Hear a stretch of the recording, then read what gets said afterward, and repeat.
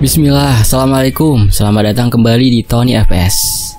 Sesuai yang ada di judul, kembali Tony FS membacakannya untuk teman-teman. Yang dikisahkan oleh Mas Ramawira Atmaja, Hutan Datar Mayit. Tapi sebelum itu, kita berdoa dulu ya. A'udzu bikalimatillahi. Bismillahirrahmanirrahim. Allahumma sholli ala Sayyidina Muhammad. Ini dia selengkapnya Hutan Datar Mayit. Mencari batu akik di Kampung Teluk.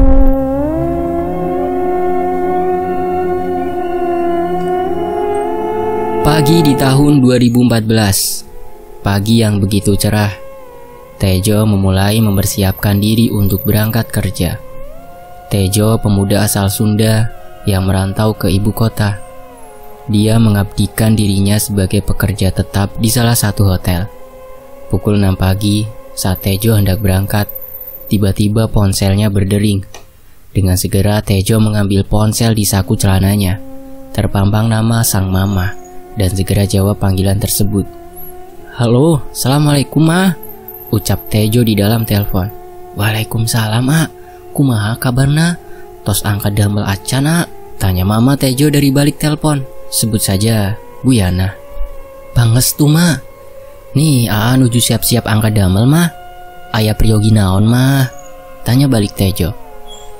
"Mama cuma mau tanya, kapan Aa pulang? Karena sudah 2 bulan belum pulang kampung. Memangnya tidak rindu sama mama?" keluh Bu Yana. "Belum dapat cuti mah. Ya sudah, nanti Aa mencoba mengajukan cuti lagi," jelas Tejo. "Oh iya, di kampung sedang ramai orang-orang mencari batu akik, A. Teman kamu pun banyak yang pulang untuk ikut cari batu," terang Bu Yana. "Yuslah mah, biarkan. Baguslah kalau ramai, jadi banyak orang di kampung," jawab Tejo dan setelahnya terus mengobrol dengan sang ibu lewat telepon. Lalu menutup telepon dan langsung berangkat kerja.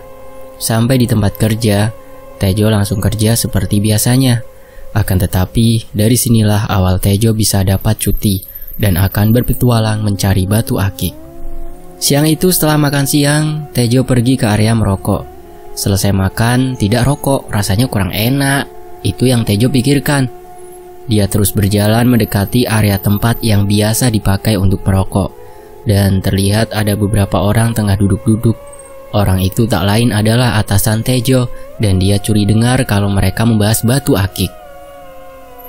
Beberapa dari mereka tersenyum, tertawa, sambil saling memamerkan batu akiknya masing-masing. Sedangkan Tejo duduk agak menjauh. Dikeluarkan rokok kretek dari saku celananya. Lalu Tejo mulai menyalakan api rokok dan menikmati setiap isapan rokok tersebut. Angin sejuk di siang itu menghamburkan asap rokok. Suasana siang yang begitu damai disertai lamunan akan kampung halaman. "Jo, kesini, ikut gabung. Ada bisnis nih," panggil salah satu atasan, sebut saja Pak Daniel. Mendengar kata bisnis sama saja dengan uang, membuat Tejo bergegas mendekat. "Ada apa bos? Wih, bisnis, boleh tuh." "Kebetulan sedang mencari uang tambahan," jawab Tejo duduk merapat. "Aku dengar di kampungmu banyak bahan yang bagus untuk membuat batu akik dan banyak juga fosil kayunya," tutur Pak Daniel. "Oh, batu akik, banyak bos di kampungku. Memang banyak batu seperti itu. Memangnya kenapa bos?" Tejo bertanya balik. "Kamu kapan pulang? Nanti kalau pulang kamu cari batu yang bagus. Kalau bisa harus dapat fosil kayu. Kalau sudah balik ke sini lagi aku bayar," terang Pak Daniel. "Ya bos, bagaimana bisa mudik? Minta cuti tidak pernah diperbolehkan. Padahal udah 2 bulan belum mudik. Aku rindu kampung halaman," keluh Tejo dengan tatap memelas sambil melempar pandang. "Jadi seperti itu Jo, begini saja. Untuk masalah cuti, nanti aku bantu supaya diperbolehkan. Pokoknya besok sudah dapat cuti. Tapi kalau kesini lagi, kamu harus bawa bahan batu akiknya. Bagaimana?" tawar Pak Daniel dengan tatap meyakinkan. Tejo diam sejenak berpikir. Nah, kebetulan sekali. Dari hal itu ada kesempatan untuknya agar bisa pulang. Akan tetapi bingung soal uang. "Boleh bos, tapi perlu waktu untuk mencari. Karena harus ke hutan, minimal membutuhkan waktu cuti selama 2 minggu, supaya dapat batu yang bagus, tutur Tejo. Tapi bos, belum gajian. Harus ada uang untuk mudik dan buat keperluan selama di kampung. Lanjutnya meringis. Dasar mata duitan. Bilang aja perlu duit, pakai alasan segala, keluh Pak Daniel. Ya sudah, untuk masalah duit dan cuti, itu urusan gampang. Nanti aku kirim, dan kalau batunya bagus, nanti ditambah, imbuh Pak Daniel. Pak Daniel menepati janjinya. Tejo langsung dapat cuti dan esok Rebo langsung pulang ke kampung halaman. Akan tetapi, ada hal yang membuat dia kaget. Kala lihat notifikasi, ada uang masuk dari Pak Daniel dengan jumlah lumayan besar, hampir setara dengan gaji sebulan. Buset, ini orang niat banget sampai kirim uang sebanyak ini. Berapa banyak batu yang mesti aku bawa? Gumamnya. Bodoh amat lah, urusan batu bisa dipikirkan di kampung. Yang penting dapat cuti dan bisa kumpul dengan keluarga. Lanjutnya, Rabu pagi, Tejo bersiap pulang. Setelah semua siap, dengan segera dia pergi menuju terminal. Konon, kampung si Tejo biasa dipanggil dengan sebutan Kampung Teluh. Akan tetapi itu dulu. Untuk sekarang hal seperti itu sudah jarang dilakukan oleh para warga karena terpangkas oleh zaman. 2 jam dia lalui dengan menaiki bus. Akhirnya sampailah di kampung halaman. Tejo masuk ke dalam rumah, disambut senyum sumringah oleh Bu Yana. Alhamdulillah, akhirnya sampai juga, ucap Tejo, mengambil telapak tangan kanan sang ibu lalu menciumnya. Kemudian Tejo memeluk sang ibu sebagai ungkapan rasa rindu. Bu Yana tinggal di rumah dengan si bungsu, adik lelakinya, sedangkan sang kakak perempuannya yang berbeda bapak tinggal dengan sang suami. Bu Yana menyambut Tejo bukan dengan senyumnya saja, akan tetapi ia sudah menyiapkan masakan kesukaan Tejo yang membuatnya langsung makan. Selesai makan, Tejo mencari rokok yang dia simpan di dalam tas. Dia mengepulkan asap rokok, membuangnya secara perlahan. Lalu secara tiba-tiba, Bu Yana menghampiri sambil memberikan segelas kopi hitam kesukaannya. Nih A, kopinya, kok bisa sih cuti tiba-tiba A? Tanya Bu Yana, yang duduk di ruang tamu menghadap Tejo. Nuhun Mak, terima kasih kopinya ya Ma. Bisa cuti sih, tapi ada syaratnya Ma, jawab Tejo, lalu menceritakan perihal Pak Daniel yang memintanya mencari batu akik. Oh gitu, ya sudah, nanti Mama minta tolong sama uak kamu untuk carikan lokasi supaya dapat bahan batu akiknya, terang Bu Yana. Terima kasih Ma, jawab Tejo. Mah, ba'da Isya AA mau main ke tempat temen ya, siapa tahu mereka bisa ikut membantu, imbuh Tejo. Mangga tuh, silakan, tapi pulangnya jangan terlalu pagi ya. AA baru sampai, masa tidak ada lelahnya main terus, saran Bu Yana yang tahu kalau kebiasaan Tejo kalau pulang kampung mainnya tidak kenal waktu. Pukul 20, ba'da Isya, Tejo berangkat ke rumah temannya. Jarak antara rumah Tejo dengan rumah yang dituju sekitar 20 menit berjalan kaki. Baru beberapa langkah dari rumahnya, Tejo dikagetkan oleh sekelebat bayangan. Dia berhenti sejenak, namun sosok yang dipikirnya seekor kucing tiba-tiba menghilang. 20 menit berlalu, sampailah Tejo di rumah temannya. Tampak ada beberapa orang tengah duduk, minum kopi, merokok, dan ada yang sedang asyik bermain gitar. Biasanya mereka kumpul di rumah Tejo. Alasan mereka kumpul di situ karena tak tahu kalau Tejo pulang kampung. Sebut saja teman-temannya dengan nama Dukun, Erwi, Bono, dan satu laginya bernama JJ. Rumah Dukunlah yang mereka pakai untuk berkumpul. Alasan Tejo memanggil kawannya dengan sebutan Dukun karena bisa melihat makhluk yang tak kasat mata, serta orang yang paling berani di antara mereka. Jikalau ada hal yang dikiranya ganjil, Bono orang pertama yang melihat Tejo langsung menyapanya. Wih, ada bos hotel pulang. Mana nih oleh-olehnya? Kenapa tidak memberikan kabar di grup kalau pulang? Datang tamu bukannya itu disuruh masuk dan sediakan kopi, malah dipalak minta oleh-oleh. Kalau memberi kabar yang ada rumahku jadinya berisik karena adanya kalian, ketus Tejo. Kemudian Tejo pun duduk dan terjadilah perbincangan, mulai dari hal penting sampai hal tak penting. Setelahnya Tejo membuka topik mengenai batu akik. Gak ada singkong goreng nih, celetuk Tejo melihat ke arah lantai. Bawel, sabar, nanti juga banyak makanan, ketus Dukun. Hehehe, nah gitu dong. Oh ya cuy, kalian tahu tidak lokasinya supaya bisa dapat bahan batu akik yang bagus? Dan kalau bisa, fosil juga, tanya Tejo mulai serius. Harus ke hutan itu, atau ke curug, Jo. Yang deket-deket rumah kita nggak ada, jawab Bono. Saat sedang asyik membahas akik, tiba-tiba obrolan mereka terpotong karena ada mamahnya dukun yang keluar rumah membawa singkong goreng, kopi, dan beberapa jenis kue kampung. Alhamdulillah, rezeki anak soleh memang ada saja ya. Hahaha, celuduk Tejo. Dasar perut karet, dapat makanan gratis, senangnya minta ampun, sindir dukun. Ya sudah, lanjut lagi pembahasannya, seru Tejo diiringi tawa. Iya bener kata si Bono, Jo. Udah susah kalau yang deket-deket mah, sahut Cece.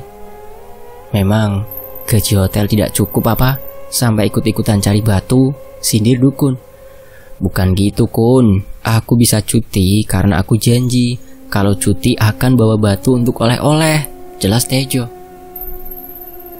Yang mencari batu bukan dari kampung kita saja, Jo. Banyak orang dari luar kota berburu batu di sini tuh, si Bono sama si dukun. Sampai nekat mencari batu di Curug Tapa, bahkan sampai menginap, terang Erwi. Saat Erwi menerangkan kalau Bono dan dukun mencari batu sampai ke Curug Tapa, ekspresinya sambil tertawa, seolah ada kejadian seru yang menimpa keduanya.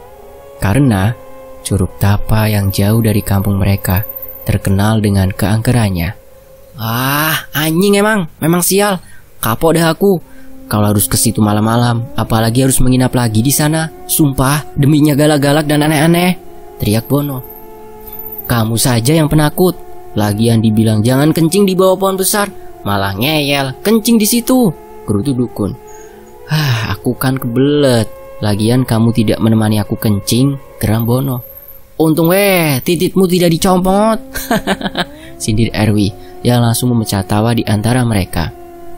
Mendingan ya, kamu minta tolong sama uakmu saja. Beliau tahu tuh lokasinya, saran dukun. Lah, aku minta tolong sama beliau saja, jawab Tejo sedikit kecewa. Asiknya mengobrol membuat mereka lupa waktu.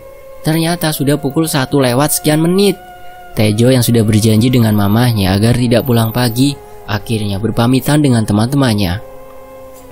Aku pulang duluan ya, aku gak enak sama mama.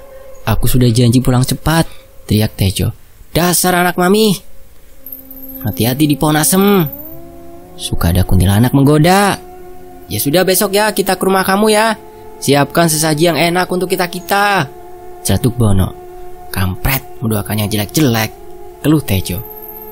Tejo bangkit lalu berjalan pergi, meninggalkan rumah dukun. Dia terus berjalan dan setelah lumayan jauh, merasa ada mata yang mengawasi setiap langkahnya.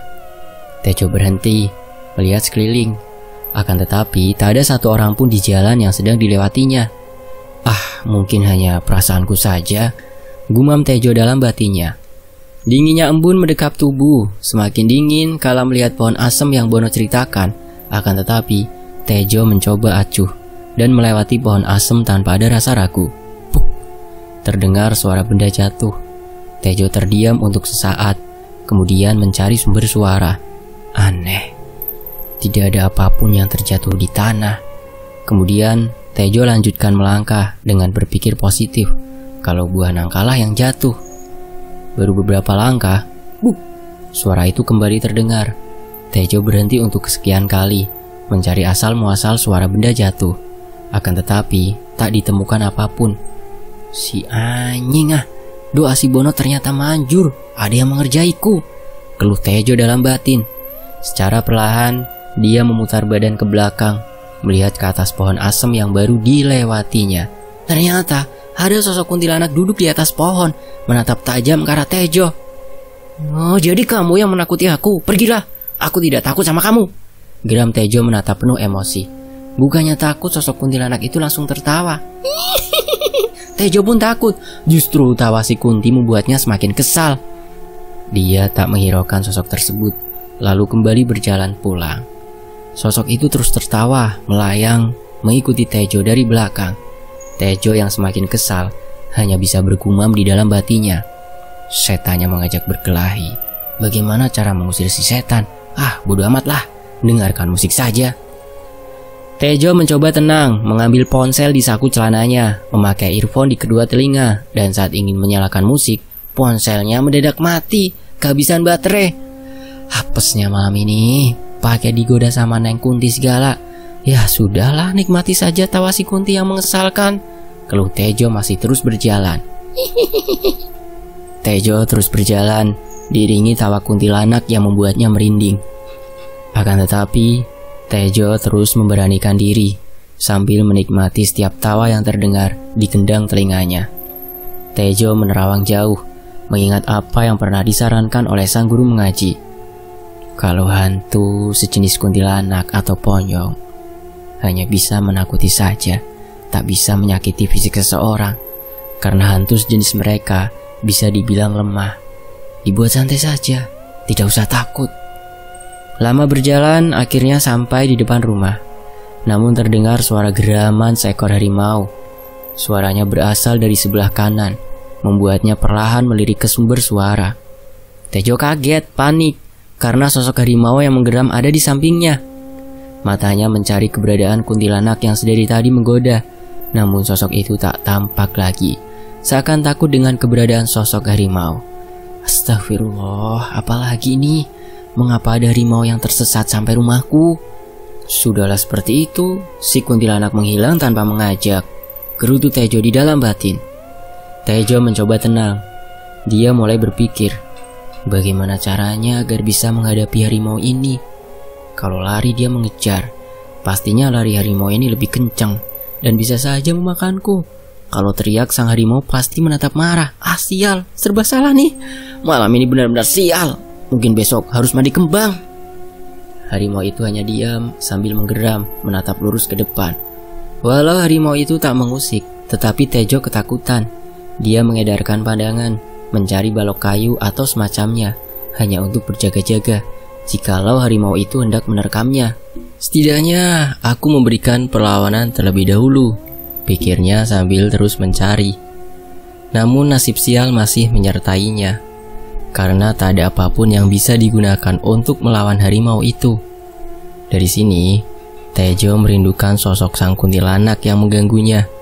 Karena bagaimanapun juga, diganggu kuntilanak lebih baik daripada diganggu oleh harimau. Karena takut kedua kakinya bergetar hebat. Belum lagi menahan kencing yang hendak keluar, efek dari rasa takut yang menimpanya. Tejo bingung, tak bisa berpikir lagi, hingga memasang kuda-kuda, berniat menghadapi sang harimau. Dia sudah pasrah dengan nasib yang akan menimpanya. Di tengah keputusasaannya itu, terdengar suara seseorang berteriak dari dalam rumahnya. Woi Jo, kalau main tidak ingat waktu ya. Tejo langsung melirik ke arah sumber suara, rupanya sang uak. Tejo senang bercampur kesal, karena secara tiba-tiba terdengar suara uaknya berteriak yang membuatnya kaget. Malah diem. Cepat kesini, aku sudah lama menunggumu, teriak uaknya, diiringi lambaian tangan. Tejo kembali melirik ke arah harimau yang ada di sebelah kanannya, tetapi raib, hilang begitu saja. Dia langsung lari, mendekati uak yang sudah menunggu sekian lama. Kamu kenapa? Tadi diam, lalu tiba-tiba lari, tanya uak. Sebelahku ada harimau, Wak, jawab Tejo sedikit terbata dengan nafas terengah. Hahaha, di sini mana ada harimau? Mungkin salah lihat. Lagian lelaki kok penakut, sindir uak disertai tawa. Ah bodo amat mau dibilang penakut, memang itu yang aku lihat, seru Tejo. Sudahlah, tak usah dibahas. Kalau benar itu harimau, tapi sudah tidak ada kan? Mengapa pukul 4 baru pulang ke rumah? Sedari tadi aku menunggu, keluh uak. Tejo diam, tak bisa menjawab. Dia bingung dengan apa yang uaknya keluhkan. Karena penasaran, Tejo langsung masuk ke dalam rumah, melihat jam dinding yang menunjukkan pukul 4 pagi. Tidak tahu awak, bingung jawabnya. Lagian mengapa uak datang pagi-pagi sekali? Pakai tungguin segala, tanya Tejo. Tadi emak kamu datang menemuiku, ia minta tolong untuk bantuin kamu nyari batu akik, terang uak. Iya benar Pak, tapi tidak sekarang juga membahasnya kan? Bisa nanti siang, keluh Tejo. Soalnya nanti sore kita berangkat. Kemungkinan menginap di hutan selama 3 hari, jelas uak. Buset, mendadak amat Wak. Memangnya tidak bisa besok? Mencari kemana sampai buru-buru gitu? Tanya Tejo. Sudah, pokoknya kamu menurut apa kata Uwak. Kalau mau dapat bahan batu ake, kita mencari ke hutan datar mayit. Nanti Uwak ajak Mamang dan Aupi, seru Uwak. Tejo diam seakan lidahnya tercekat di antara rongga mulut saat mendengar kata hutan datar mayit. Hutan datar mayit adalah hutan yang paling seram. Vegetasinya sangat rapat dan angker. Konon, hutan tersebut biasa dipakai untuk tempat bertapa. Ada pula orang-orang datang ke hutan itu dengan niat ingin belajar ilmu teluh, atau yang biasa kita kenal dengan istilah santet. Di dalam hutan itu terdapat banyak binatang buas. Hanya segelintir orang saja yang berani memasuki hutan datar mayit. Karena dari kabar yang beredar, kebanyakan orang yang masuk ke dalam hutan tersebut tak pernah kembali. Akan tetapi Tejo tak bisa protes dan hanya bisa mengiyakan, karena percuma tak akan bisa menolak. Jika sang Uwak sudah memutuskan sesuatu, maka harus dipenuhi. Tejo berlari kecil menuju kamar, lalu kembali menghadap sang Uwak dengan memberikan beberapa uang untuk keperluan logistik dan lain-lain. Setelahnya, mereka lanjut berbincang, dan setelah usai berbincang, Tejo masuk kamar sambil mengisi daya ponselnya. Lalu setelahnya mengirimkan pesan via grup WhatsApp. Nanti sore, kalau ada yang mau ikut cari batu, kumpul di rumahku. Kita menginap selama 3 hari, dan untuk lokasinya, hutan datar mayit. Setelah mengirim pesan di grup WhatsApp, Tejo langsung tertidur. Dia tak mau memikirkan kejadian aneh yang menimpa, karena semakin dipikirkan akan membuatnya semakin pusing. Intinya, yang sudah terjadi biarlah terjadi, dan anggap saja pengalaman baru. Di dalam tidurnya Tejo mimpi bertemu dengan sosok harimau tersebut. Perlahan sosok itu berubah wujud menjadi seorang manusia, wujud lelaki yang gagah perkasa, tersenyum memandang ke arahnya. Tak lama dia terbangun dari tidur, tampak jarum jam menunjuk ke angka 2. Siang itu Tejo bergegas bangun, kemudian mandi, tak lupa melaksanakan sholat zuhur. Dan setelahnya makan. Sehabis makan, temannya yang bernama Kuncen datang berkunjung. Assalamualaikum. Waalaikumsalam. Mau kemana sampai bawa tas? Tanya Tejo. Ikut ke hutan, bosan di rumah. Sekalian mau tahu ada apa saja di dalam hutan itu, jawab Kuncen. Baiklah kalau mau ikut. Jadi ada teman dan tidak stres nih karena saudara-saudaraku, seru Tejo disambut tawa oleh Kuncen yang seolah tahu siapa orang yang Tejo maksud. Sedang asik mengobrol, Uwak, paman dan anaknya Uwak pun datang. Dari kejauhan pamannya menatap ke arah Tejo dengan senyuman jahat, seolah ada niat tak baik yang terlukis di dalam senyumnya. No, lihat Chen, dari jauh senyumnya sudah mengandung arti banget kan? Ucap Tejo dengan nada lirih kepada Kuncen. Hahaha, prediksi itu ternyata benar. Mereka-mereka yang bakalan ikut. Tawa Kuncen begitu puas.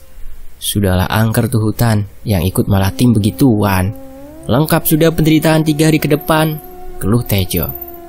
Ketiganya masuk ke dalam rumah, lalu mulai membahas perjalanan yang akan mereka lakukan.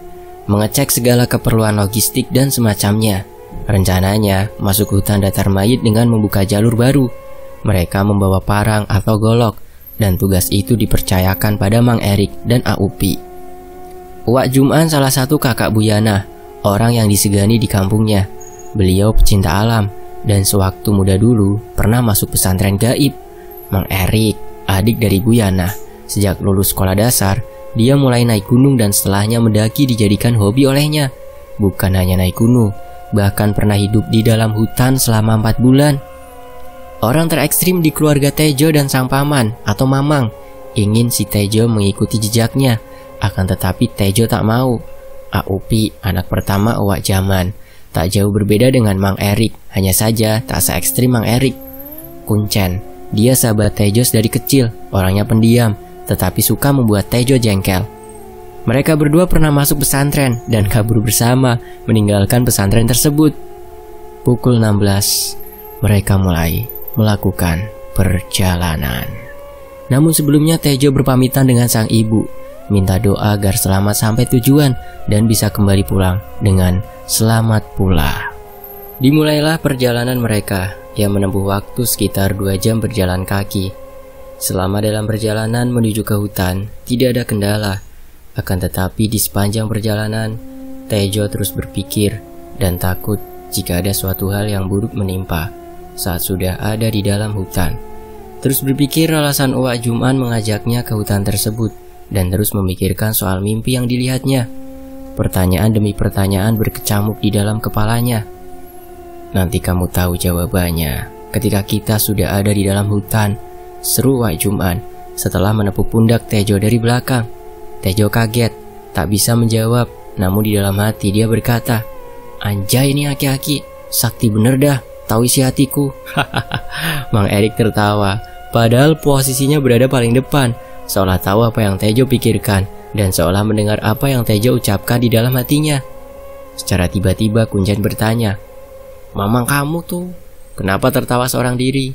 Abis menang lotre kali. Sudahlah biarkan, yuk kita lanjut jalan," jawab Tejo, dan keduanya lanjut berjalan. Setelah menempuh perjalanan panjang tanpa adanya istirahat, sampailah mereka di perbatasan antara hutan dan kebun warga. Sontak, Tejo merinding kala melihat ke arah hutan karena tampak sosok tinggi besar berdiri di depan hutan seperti seorang penjaga yang berjaga di pintu masuk hutan tersebut. Nyatanya bukan dia saja yang melihat sosok itu, karena Kuncen pun melihatnya, lalu menarik tangan Tejo sambil berujar, "Jo, itu apa? Tinggi hitam." "Kamu juga lihat?" tanya Tejo enteng. "Lihatlah, orang besar begitu. Aku belum masuk tapi udah merinding." Jawab Kuncen tergagap. Sosok apakah itu? Apakah penjaga hutan? Cari tahu di bagian berikutnya ya. Saya pamit, dan wassalamualaikum warahmatullahi wabarakatuh. Demikianlah Hutan Dadar Mayit. Tony FS membacakannya untuk teman-teman di sini. Sampai jumpa di bagian berikutnya.